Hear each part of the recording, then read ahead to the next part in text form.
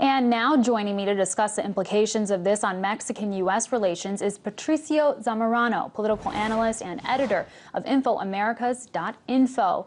Thank you so much, Patricio, for joining me. Let's talk about the newest revelation that the U.S. has hacked former Mexican President Felipe Calderon's email. Last month, it was also revealed that the U.S. accessed text messages sent by President Enrique Peña Nieto. We received this official statement in response to these revelations. The government of Mexico reiterates its categorical condemnation of the violation of the privacy of communications of Mexican institutions and private citizens. This practice is unacceptable and runs contrary to Mexican and international law. Patricio, tell us more about the response from the Mexican government and the Mexican people to all of this.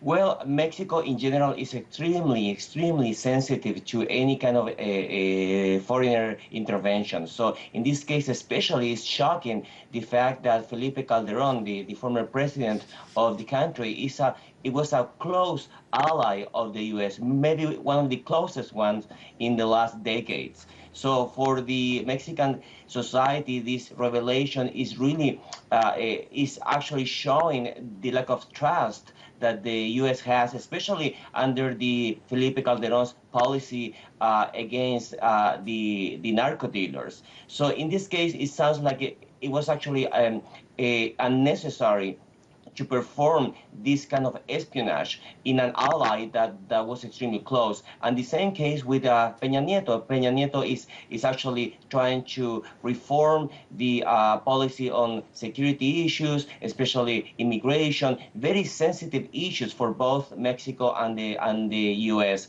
So this subject is extremely polemic, and because of the Snowden documents also, is that the U.S. was trying to spy in several aspects, more subjects, not only security, but for economic reasons, trying to find out more like the inner circle knowledge of what was going on within Peña Nieto and Calderon's team, Secretary of State, ministers, etc., etc. So what we can see is we are not talking about a threat. We are not talking about the security issue. We are talking about economics. We're talking about advantage in terms of policies, trying to find out even more. And in this case, it's not only Mexico. In the Brazilian case, it's extremely uncomfortable for the Brazilian government, because actually President Dilma Rousseff was actually planning to come to the U.S. The first Brazilian president in decades was going to come to the U.S. to pay back the visit that President Obama performed a couple of years ago. So President Rousseff actually canceled her trip, and that's a big crisis for the. And I wanted to jump in because I wanted to ask you specifically about that. We know the NSA has also extended its reach to Brazil. Dilma Rousseff canceled her trip, like you said. How do you really compare the Mexican response to the Brazilian response? Do you think the Brazilian government has been much more angry over this? Yes. Actually, it's actually different. I think in terms of Peña Nieto, his position is very uncomfortable, because we are talking about like a neighbor country. We have a very important pending issue, immigration. We have to remember that a big percentage of undocumented immigrants living in the U.S. are from Mexico.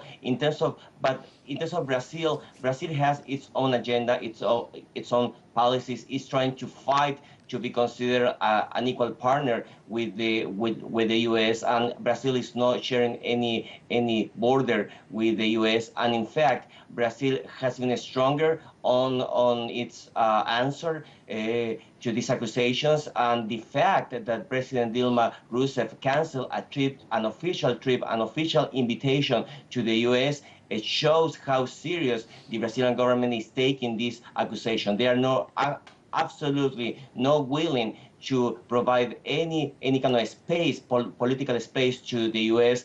to continue with this spying on countries that actually consider themselves allies, partners Sure. of the U.S. in And Latin Patricio, America. I wanted to ask you a question dovetailing off that. What kind of effect do you think this is really going to have going forward on the relations diplomatically? Do you think this is powerful enough to really turn allies into enemies here? No, at that level, I think the common agenda and the common sense is really strong. The U.S. needs Brazil big time in terms of very key issues, energy, security, etc., etc. Brazil actually is a factor of moderation between the U.S. and the rest of the countries of Latin America. So I think what we have now is a situation where the government of the United States has to be very active, trying to apologize, trying to ensure or deliver any kind of guarantees that this is not going to happen again. Brazil actually is even thinking about building its own infrastructure based on internet in their own soil, so they don't have to pass through the United States when an email is sent from Brazil to Europe, for example. So they are really trying to make sure that that's not going to happen. But the U.S. has the technology to penetrate maybe in any server in the world. So what we need now is a political commitment from the U.S.